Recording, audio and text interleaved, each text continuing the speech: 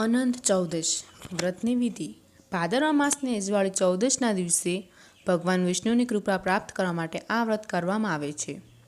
પ્રાતઃકાળે સ્નાનાદિન પવિત્ર થઈ એક બાજુ પર કેળના પાનનો મંડપ બાંધવો અને ત્યારબાદ ત્રાંબાનો જળ ભરેલો કુંભ મૂકો અને તે કુંભ પર દુર્વાના બનાવેલા શેષનાગ મૂકી શ્રદ્ધાથી પૂજા કરવી અને ત્યારબાદ એક સૂતરનો દોરો લઈ તે દોરાને 14 ગાંઠો વાળી એ દોરો ડાબા હાથના કાંડે બાંધવો. વ્રતના દિવસે જાગરણ કરીને વિષ્ણુ ભગવાનનું ધ્યાન ધરવું, બ્રાહ્મણોને જમાડવા, ગાયનું દાન કરવું તેમજ વસ્ત્રદાન કરવું અને આ વ્રત 14 વર્ષનું છે. વાર્તા. પ્રાચીન કાળમાં પ્રજ્ઞનગર એક પદ્રિક નામને એક બ્રાહ્મણ તેની પદ્રા નામની પત્ની સૌત રહેતો હતો.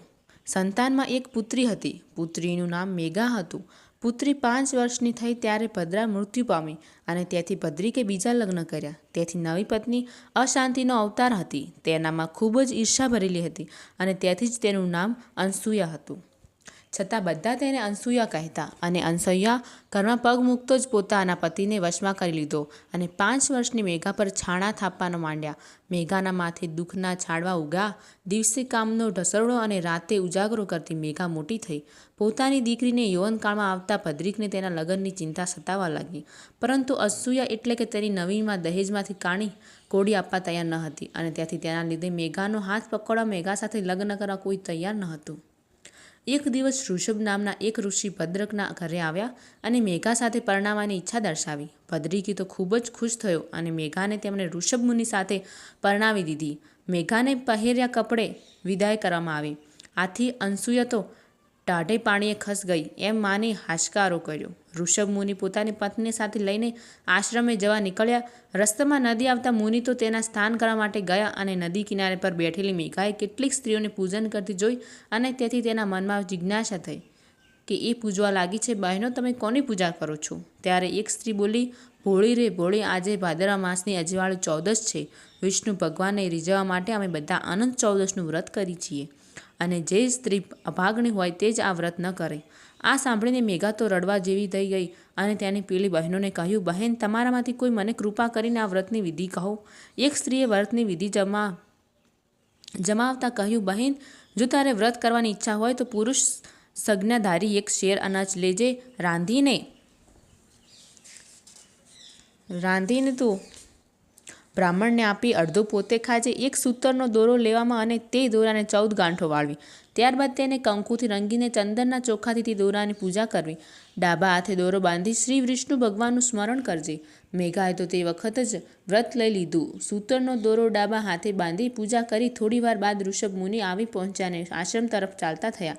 આશ્રમ પહોંચતા બાદ ગૃહસ્થાશ્રમ માંડપની તૈયારી કરી. ત્યાં જ ઋષભ મુનિએ જ નજર પત્નીના ડાબા હાથના બાંધેલા દોરા પર પડી. આથી તેમને વહેમ ગયો કે નક્કી આ સ્ત્રીએ મને વશ કરવા માટે આ દોરો બાંધ્યો છે. તેથી તેમણે દોરો તોડી નાખ્યો. દોરો તૂટવા મેઘાને ખૂબ જ દુઃખ થયું અને અનંત ભગવાન પાસે ક્ષમા માંગી અને દોરો દૂધમાં નાખ્યો. આથી ઋષભ મુનિ મનમાં વહેમ વધારે દ્રઢ થયો અને તેથી તેમને દોરો ચૂલામાં નાખ્યો. જાણ્યો અજાણ્યો ઋષભ મુનિ અનંત ભગવાન વ્રતને ભંગ કર્યો અને તેથી અનંત ભગવાન તેમના પર કોપાયમાન થયા અને ઋષભ મુનિ આશ્રમ બળીને ખાખ થઈ ગયો અને તેઓ રાતોરાત ભિખારી જેવા થઈ ગયા. તેઓને ખાવામાં સાંસા પડવા લાગ્યા. ત્યારે મેઘાએ પોતાના પતિને સમજાવતા કહેવા લાગી કે હે નાથ, જાણતા અજાણતા તમે મારે અનંત ભગવાનનું અપમાન કર્યું છે. તેથી આપણી આજે આવી દશા થઈ છે. તેથી ગમે તેમ કરીને અનંત ભગવાનને પ્રસન્ન કરો. આ સાંભળીને ઋષભ મુનિ ઘણો જ પસ્તાવો થયો માંડ્યો અને ત્યાંથી તેઓ અનંત ભગવાનને પ્રસન્ન કરવા માટે વનમાં ચાલ્યા ગયા અને ચાલતા ચાલતા તેઓ રસ્તામાં એક આંબાના છાંયે જરા વિશ્રાંતિ લેવા માટે બેઠા અને તે વખતે આંબો બોલ્યો કે હે મુનિ, આપ ક્યાં જાઓ છો? ત્યારે ઋષભ મુનિ આંબાને બધી વાત કરી. ત્યાં આંબો બોલ્યો, હે મુનિવર, મારા ફળ કોઈ ખાતું નથી તેમજ કોઈ પક્ષી પણ મારી ડાળે માળો બાંધતો નથી. તો મારા તો એવા શા પાપ હશે? તો મારા દોષનું નિવારણ પૂછતા આવજો.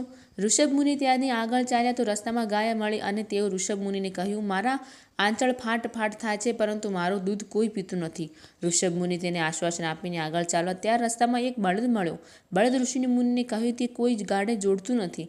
ઋષભ મુનિએ તેને પણ સાંત્વના આપી અને આગળ વધ્યા. ત્યાં રસ્તામાં 2 તળાવ મળ્યા. તેનું પાણી કોઈ પીતું ન હતું. ત્યાંથી તેને પણ ઋષભ મુનિને તેનું નિવારણ પૂછતા આવતાનું કહ્યું. ત્યાંથી આગળ જતા ગધેડો અને હાથી મળ્યા. બંને દુઃખી હતા. ઋષભ મુનિ બધાને આશ્વાસન આપી આગળ વધ્યા. વનમાં બધી જગ્યાએ અનંત ભગવાનની શોધ કરી પણ ક્યાં આગળ ભગવાનના દર્શન ન થયા. દિન બનીને જિંદગી જીવવા કરતાં મોત ભૂલું એવા વિચાર કરીને ગળે ફાંસો ખાવા તૈયાર થયા અને બરાબર એ જ સમયે એક બ્રાહ્મણને ફરતો ફરતો ત્યાં આવી ચડ્યો અને તેને આત્મહત્યા ઘોર પાપ છે એમ ઋષભમુનિને સમજાવ્યું. એમ તેમણે દુઃખનું કારણ પૂછ્યું ત્યારે ઋષભમુનિએ તેને જણાવ્યું કે હું રખડીને થાકી ગયો પણ મને ક્યાંય અનંત ભગવાન દર્શન થતા નથી, તેથી મારે મરી જવું છે. આથી હું આત્મહત્યા કરવા તૈયાર થયો છું. ત્યારે પેલા બ્રાહ્મણોએ ધીરે હસતા બોલ્યા, જો તમારે અનંત ભગવાનના દર્શન કરવા હોય તો તમે મારી સાથે આવો. અને પછી બ્રાહ્મણને ઋષભમુનિને એક ગુફામાં લઈ ગયો અને ત્યાં સાક્ષાત અનંત ભગવાનનો તેમને દર્શન થયા.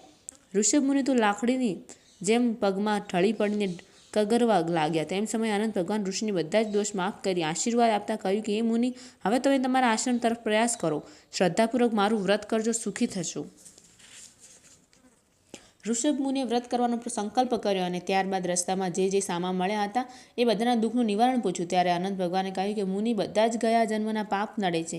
આંબો ગયા ભાવમાં ખૂબ જ વિદ્વાન બ્રાહ્મણ હતો, પણ પોતાનું જ્ઞાન ઓછું થઈ ગયું જવાની બીકે કોઈને વિદ્યાનું દાન ન કર્યું હતું. તમે એ આંબાના ફળ તોડજો, તેથી તેનું દુઃખ દૂર થશે.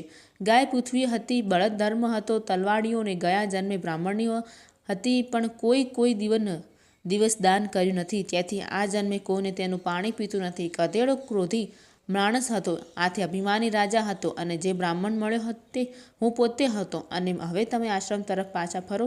ઋષભમુનિ અનંત ભગવાનનું મનમાં સ્મરણ કરતાં કરતાં ઘેર પાછા ફર્યા અને ભાદરવા માસની અજવાળી ચૌદશને આવતા બંને પતિ પત્ની અનંત ચૌદશનું વ્રત કર્યું. વ્રતના પ્રતાપે સમૃદ્ધિ વધી અને સમય જતાં જ્ઞાની પુત્રો થયા. સમય જતાં જ્ઞાની પુત્રોને જન્મો આપ્યા. હે અનંત પ્રભુ, તમે જેમ મેઘાને ફળ્યા, ઋષભમુનિને ફળ્યા, તેમ વ્રત કરનારને સૌને ફળજો. જય શ્રી અનંત ભગવાન.